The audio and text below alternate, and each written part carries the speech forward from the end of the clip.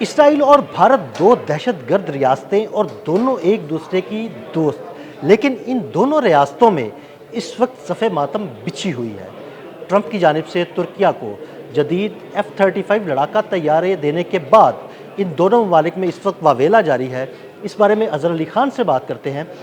अज़हर भाई, ट्रंप ने कहा जनाब तुर्किया से हम पाबंदियाँ हटा लेंगे, तुर्किया को F-35 लड़ाका तैयारे दे देंगे। ये खबरें सामने आने के बाद इसराइल और भारत दोनों रोने वाले हुए हैं, उसकी वजह क्या है? वो ये वजह है आदिल भाई कि असल में तुर्किया जो है वो बहुत उभर कर सामने आया है एक अस्करी क़ुव्वत के तौर पे, और वो नेटो का सेकंड बिगेस्ट एक ताकत बन चुकी है, सेकंड लार्जेस्ट एक्सपोर्टर भी है वो। तो अब अंदाज़ा ये हो रहा है कि उसके पास असलहा बहुत ज़्यादा है, जदीद तरीन असलहा है, मईशत पे उसने बहुत काम किया है, सिफारतकारी पे बहुत काम किया है। तो वो अब नेटो में उभर कर सामने आ गया है और काफ़ी ऊपर आ चुका है। अब मामला ये है कि अगर उसको F-35 तैयारे दिए जाते हैं और वो डोनाल्ड ट्रंप के करीब हो जाता है और जदीद तरीन F-35 तैयारे उसको मिलते हैं, तो एक बालादस्ती जो उसने अपने जहन में नेतन्याहू ने बनाई हुई है, इसराइल ने बनाई हुई है, वो पाश हो जाएगी और वो उसको बहुत बड़ा चैलेंज मिल जाएगा, क्योंकि वो ये समझ रहा था कि मेरे पास जब $120 मिलियन का एक F-35 तैयारा जो उसके होता है, ये तैयारों का पूरा फ्लीट है, तो इसका मतलब ये है कि मशरिक़ वस्ता मेरी बालादस्ती के अंदर है। जी बिल्कुल। मेरी फ़िज़ा, उसकी फ़िज़ाएँ मेरी फ़िज़ाएँ हैं, मैं कहीं पे भी जा सकता हूँ, कार्रवाई कर सकता हूँ, बहुत से अहदाफ़ को निशाना बनाने के बाद वापस आ सकता हूँ और मुझे कोई ना ट्रैक कर सकता है, ना मेरे सिग्नेचर्स को कोई पकड़ सकता है F-35 के। और जदीद तरीन कोई दिफाई निज़ाम अगर S-400 वगैरह किसी के पास नहीं है, तो इसका मतलब ये है कि मैं वहाँ जाकर तबाही मचा दूँगा।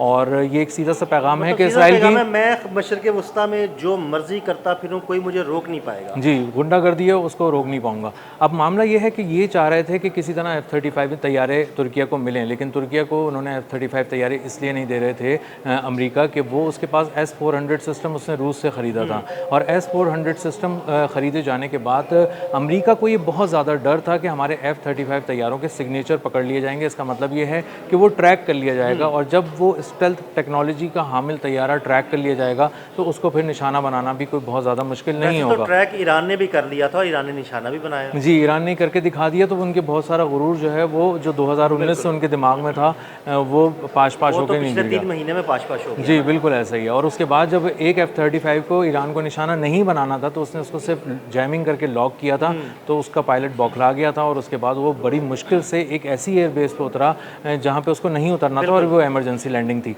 तो अब मामला ये है कि तुर्की जो है वो इस वक्त बहुत अपने एक एग्रेसिव मूड में है, काम कर रहा है, बहुत तेज़ी से काम कर रहा है, और बहुत सारी जो इसराइल है उसकी धमकियों का जवाब नहीं दे रहा। अब इसराइल का प्रॉब्लम ये है कि वो ईरान को नुकसान पहुंचा चुका, ईरान से चोट भी खा चुका, डर चुका। अब वो हर अपने वज़ीर को कहा जा रहा है उनके कि तुर्किया का नाम लेना शुरू करो, उसको थ्रेट के तौर पे सामने लेकर आओ। बिल्कुल, अब वो शाम के ज़रिए होते हुए तुर्किया की जानिब बढ़ना चाहता है। जी, बिल्कुल ऐसा ही है। और शाम में जब वो चाहता है कि वो लबनान में अपनी कदम मजबूत करने के बाद शाम पहुँचे, तो शाम पहुँचने का बिल्कुल मतलब ये है सीरिया में कि आप तैयब अर्दवान को चैलेंज करना शुरू हो गए, तुर्किया को चैलेंज करना शुरू हो गए। और तुर्किया जो है अगर वो किसी तरह सीरिया को छोड़ देता है, तो आप यूँ समझ लें कि ग्राउंड फोर्सेस अगर उसकी वहाँ मौजूद ना हो और वो किसी तरह, तो कॉरिडोर खाली हो जाएगा ना, तुर्किया तक पहुंचने का रास्ता मिल जाएगा, क्योंकि बिल्कुल बराबर में। तो अब जो नेतन्याहू है उसकी स्ट्रैटेजी है कि अगर F-35 तैयारा तुर्किया को मिल गया, तो तुर्किया कहाँ तक आकर परवास कर सकेगा,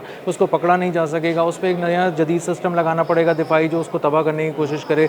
तो अब इतनी ज़्यादा ताम झाम के बजाय उन्होंने कहा कि भाई हम जाके डोनाल्ड ट्रंप को प्रेशराइज़ करते हैं। स्मोत्रिच है, बैन गवर है, नेतन्याहू है, ये सब लोग अब यही गर्दान मुसलसल दोहरा रहे हैं कि F-35 तैयारा मत दो, तुर्किया दूसरा बड़ा ख़तरा है, ईरान के बाद तुर्किया अब ख़तरा हो गया है। तो अब डोनाल्ड ट्रंप को भी बात समझ में आ गई है कि तुर्किया ख़तरा नहीं है, तुर्किया ने अपने आप को मनवाया है, वो बराबर में बैठे तुर्किया के, और उन्होंने कहा कि हम इसको शायद तैयारे देंगे तुर्किया को। लेकिन तुर्किया के सदर रजब तैयब अर्दवान ने बहुत ही कॉन्फिडेंट होकर ये बात कही कि हमें तैयारे मिलेंगे, हम अमेरिका से तैयारे F-35 लेंगे, और हमारे पास ये कैपेसिटी है कि हम ये तैयारे रख सकें। अब मामला ये है कि उन्होंने F-35 तैयारे के बिल्कुल ही करीब करीब की एक टेक्नोलॉजी बना ली है, बिल्कुल, उन्होंने अपने कान के नाम से अपना 5वीं जनरेशन का लड़ाका तैयारा तकरीबन बना लिया है, उसकी टेस्ट फ्लाइट्स भी हो गई हैं। जी, और इसका मतलब ये है, टेस्ट फ्लाइट का मतलब ये है कि वो तैयारा बिल्कुल ठीक है। अब उसको बड़ी तादाद में चूँकि मैन्युफैक्चर किया जा रहा है और उसको फ्लीट का हिस्सा बनाना है, इसलिए उसको टाइम लग रहा है। और मज़े की बात यह है कि इस प्रोजेक्ट में पाकिस्तान भी शराकतदार है। जी, पाकिस्तान भी शराकतदार है और पाकिस्तान 5th जनरेशन पे बहुत ही मेटिकुलसली काम कर रहा है, बहुत ही बारीक-बीनी से काम कर रहा है। और एक धड़का जो इसराइल के बाद भारत को है, वो यही है हाँ, कि मैं यही सवाल आपसे करना चाह रहा था कि चलो इसराइल का तो समझ में आता है ये धड़का या उसके तहफ़्फ़ुज़ात समझ में आते हैं कि वो खित्ते में एक दूसरे के करीब हैं। भारत को क्या तकलीफ़ हो रही है?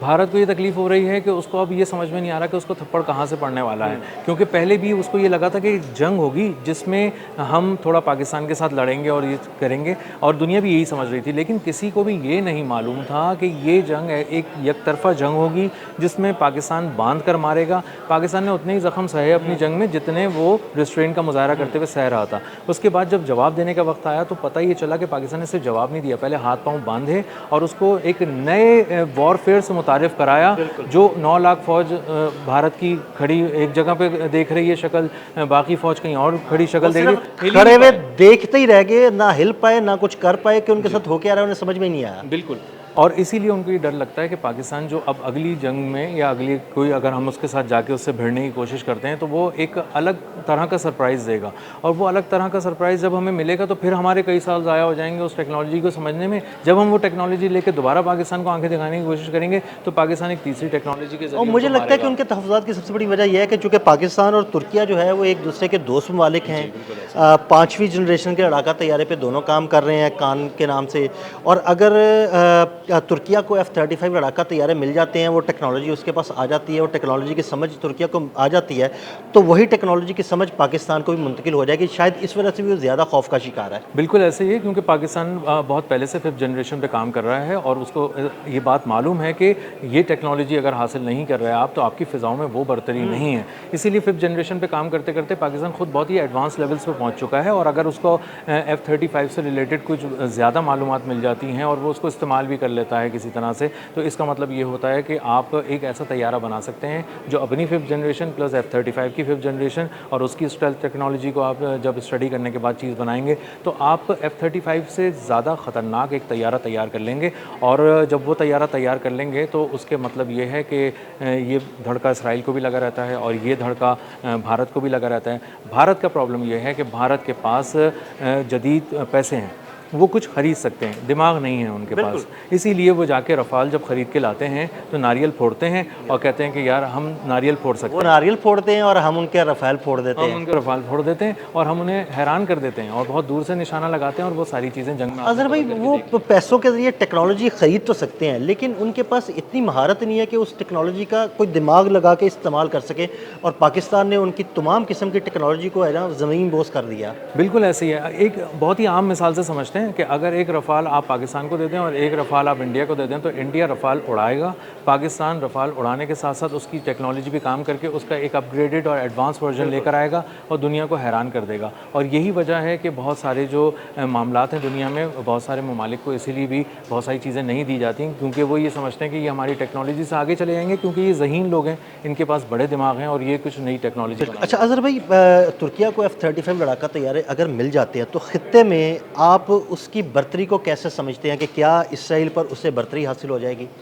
तुर्किया के पास ऑलरेडी इतना कुछ है कि उसकी बर्तरी ख़ित्ते पर है, और इसराइल जब ये बात करता है कि ये मेरा दुश्मन है और मैं जाके इसको तबाह कर दूंगा, तो बहुत सारे जो लोग हैं, जो समझदार लोग हैं, जो बहुत दूर तक देख रहे होते हैं, दूरअंदेश लोग हैं, वो ये कहते हैं कि तुम्हारा तुर्किया से कोई मुकाबला नहीं है। तुर्किया के पास जदीद तरीन दिफाई निज़ाम है, फ़ौज है, खून है, एक तारीख़ है, एक पूरा कल्चर है उनका, वो जंगजू कौम है और वो रिस्ट्रेंट का मुजाहरा करना भी जानती है और वो आगे बढ़कर हमला करना भी जानती है। तुम लोग साजिशी किस्म के लोग हो और तुम लोग इस तरह की छोटी छोटी पीछे छुप के तुम हमले करते हो, जुल्म कर सकते हो निहत्ते लोगों पे। जी, तो अब अगर तुर्किया के पास ये तमाम चीज़ें आ जाती हैं तो उसकी जो दायरा कार है पूरे ख़त्ते में वो बढ़ जाएगा, और आप यूँ समझें कि वो जब आप इसराइल उस पर हमला करने की कोशिश करता है, तो जब इसराइल के ऊपर भी जो है जवाबी वार हो सकता है और उसके मफादात जो ख़ित्ते में हैं उन पे भी जवाबी वार हो सकता है। तो अब वो इसलिए डर रहे हैं कि ऑलरेडी उनके पास बहुत अच्छा इक्विपमेंट है, मिलिट्री इक्विपमेंट तुर्किया के पास, और अगर तुर्किया को मज़ीद कुछ चीज़ें दे के उसको इक्विप्ड कर दिया जाता है तो इसका मतलब ये है कि ये उसी तरह छितर खाएगा जिस तरह पाकिस्तान से भारत ने खाए हैं ना, कि वो रो भी रहा था, फिर प्याज भी खा रहा था, फिर छितर भी खा रहा था, और 100 जूते, बिल्कुल 100 जूते। तो यही मामला हुआ उसके साथ, इसीलिए परेशान है, इसीलिए लॉबिंग शुरू कर दी है उन्होंने। ये वाशिंगटन के अंदर, वाइट हाउस के अंदर अपनी जो लॉबी है उसको सरगर्म कर दिया है। इसीलिए उन्होंने अपने हर मिनिस्टर को कहा है कि अपने बयान के साथ तुर्किया ज़रूर बोला करो। लबनान की जब बात करके फाइनल करके जब ख़त्म करो ना कि लबनान से हम वापस नहीं आएंगे, तो एक जुमला तुर्किया के बारे में ज़रूर कहा करो। ये उन्होंने एक कौमी पॉलिसी के तौर पर अपनी काबीना को समझा दी है। और इसीलिए आप देखें, स्मोत्रिच हो, बैंकोवर हो, कोई और भी हो, वो उनके बयानात में रोज़ तुर्किया का जिक्र होता है। हाँ जी, और उनका एक्स पीएम जो है नफ्ताली बेनेट, वो भी इस तरह की बातें कर रहा होता है कि भाई कौन कौन से अब अपकमिंग चैलेंजेस हैं इसराइल के लिए। तो अंदाज़ा ही हो रहा है कि जो नई आने वाली गवर्नमेंट है, चाहे वो नेतन्याहू की हो या नहीं हो, वैसे तो नेतन्याहू नज़र नहीं आ रहा है, लेकिन अगर कोई नई गवर्नमेंट भी आती है तो वो तुर्किया को थ्रेट लिस्ट में ऊपर करके रखेगी, उसके बारे में खूब शोर मचाएगी, वावेला करेगी और उसको उसी तरह से बदनाम करने की कोशिश करेगी जैसे उसने ईरान को बदनाम करके तनहा करने की कोशिश की। लेकिन वो जहाँ जैसे वो ईरान के साथ मार खाया है, उससे कई गुना ज़्यादा इस पर क़यामत बरसेगी, ये बहुत बुरी मार खाएगा। बहुत शुक्रिया अज़हर भाई। अज़हर भाई ने बड़ी तफसील के साथ इस सारे मामले पर रोशनी डाली। मज़ीद अपडेट्स के लिए हमें फॉलो करते रहें। अदील अहमद और अज़हर अली ख़ान को इजाज़त दीजिएगा। अल्लाह हाफ़िज़।